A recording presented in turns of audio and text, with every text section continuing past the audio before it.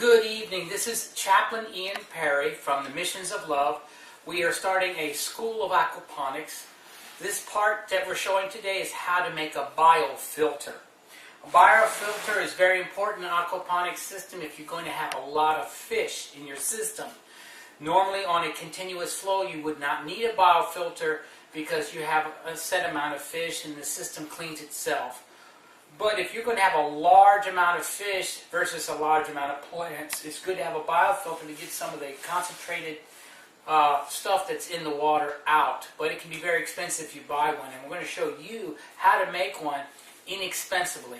Typically a biofilter can cost upwards of several $100s or even more. We're going to show you how to make it for only $8. And that's here in St. Cloud, Florida. The prices will be dependent upon where you're from. But let me show you what you're going to need.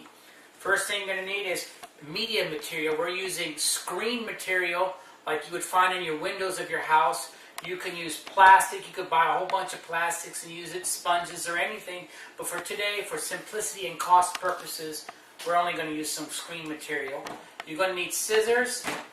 You're going to need a kitchen faucet sprayer holder. This is what you would find in the sink. You would have your sprayer would be in there and you would spray your dishes and put it in here. It's very inexpensive. You only need 2 of them. So we got 2.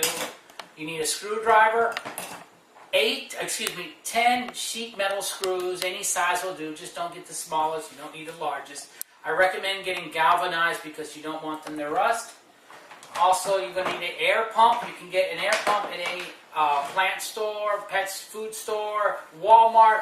Find a used one. You could probably find one in Craigslist or somewhere. Of course, what comes with the thing is the air stone. I'll explain why you need that. And then you have here just a typical tub. This is an 18-gallon tub. They do sell them at 10 gallons.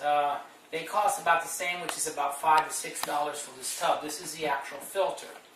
Last 2 things you're going to need is got this. This holds 2-liter bottles. Got this free. You get it from your Publix. Just ask them for a holder or go near the trash bin if they're throwing one away. You get that. This here is a filter for an air conditioner. We're just going to put a second filter there for the media. You don't really need it, but we're just going to do that. And this is very inexpensive. Water flows through it. If you do use anything, make sure it's free of chemicals. It's imperative because you will kill the fish. This is all you need to have a biofilter. Now I'm going to go here and explain how to make it from step by step. And I'm going to make it in front of you. I'm just not going to show you one and that's running and then you're going to have to decide yourself how to make it. The first thing we do here is we know that we're going to have to screw down the top. So I'm going to put that aside for later. First thing I'm going to do is if you look here, I've got 2 holes that I already pre-drilled. When you find the device, whatever you use to go through the holes, it should look like this. So you have to take it through here. And it has a clamp on the other side. As you can see here, it gets closer and the plastic is between and it closes it and clamps it here so no water will get through. If you want to put a little bit extra sealant, you can put some silicone in there, but it's not really necessary. When I was in Haiti, they didn't sometimes use things like this, so you're going to have to improvise to do it the cheapest way you can. Now what I did here is I drilled 2 holes, I placed that in. What's going to happen is, actually I'm going to do it this way. As you notice, I put this here, I put it here. What I'm going to have here is from the aqua system, the water is going to go in here on the bottom. I want it to go to the bottom.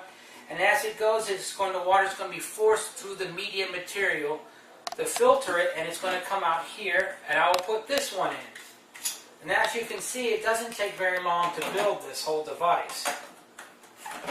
In fact, when I use it, the very first time I use it, I'm going to try not to use any silicone or anything of any kind, because we're trying to show you how to use it quickly and easily. Now, next step, very important.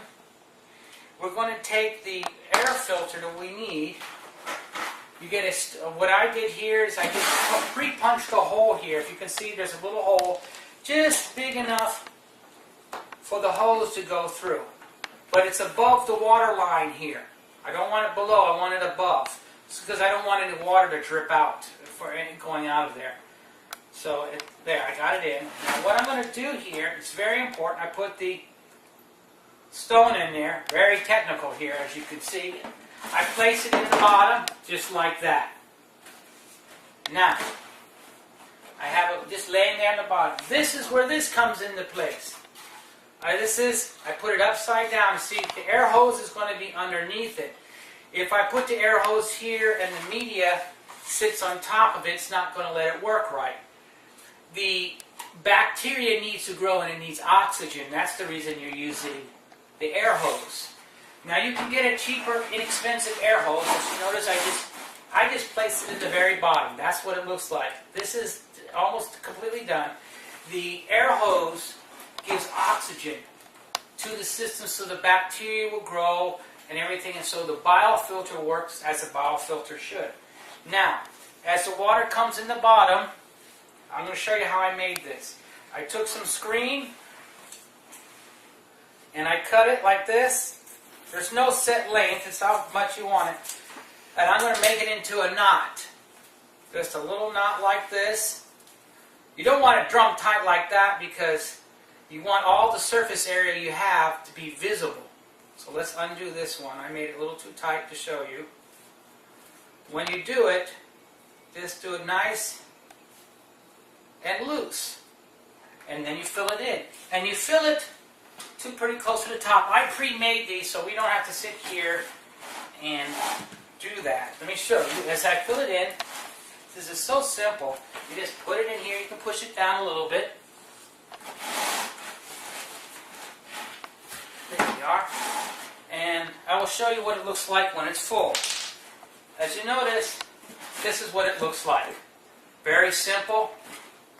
Now, if you want to use the green scrubby pad that I showed you, I would put this like this. Okay, water can still flow through it.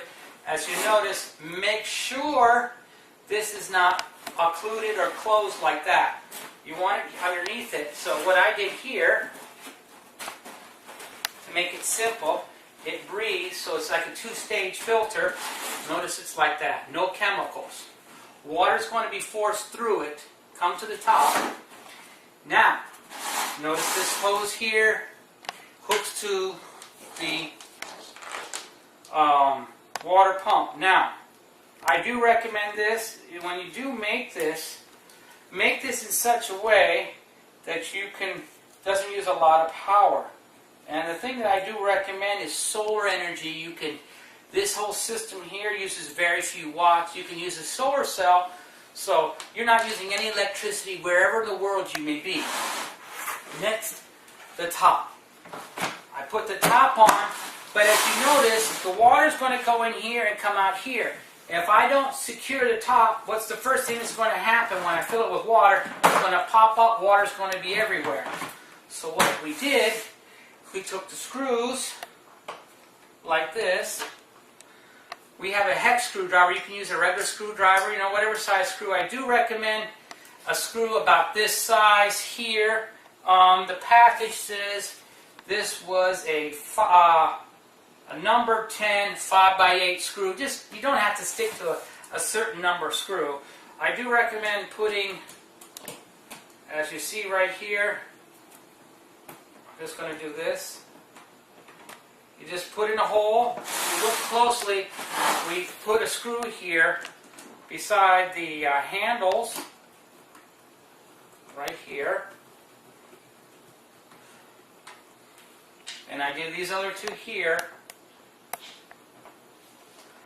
Now, if for some reason the hole will get messed up because it is a sheet screw, you can definitely put it in front of you when you do it. You can make the holes in a different spot if you need to, so you don't have to go buy another container and start all over. There we are.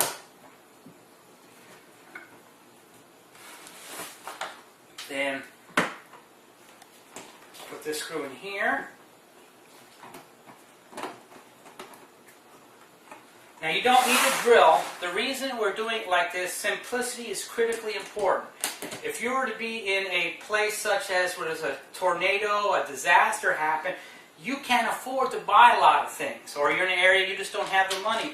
So I recommend using this. Now, what's the great thing about this, you can clean it easily by taking the screws out, and of course you would use the water on any plants that you have to fertilize them in the house, flowers or whatever. It's good. It's not like a hydroponic system where the water you're getting rid of it is now what they call a, how would you say, it's not a thing. EPA needs to check it because it's bad for the ground because it's got a lot of chemicals and stuff in it.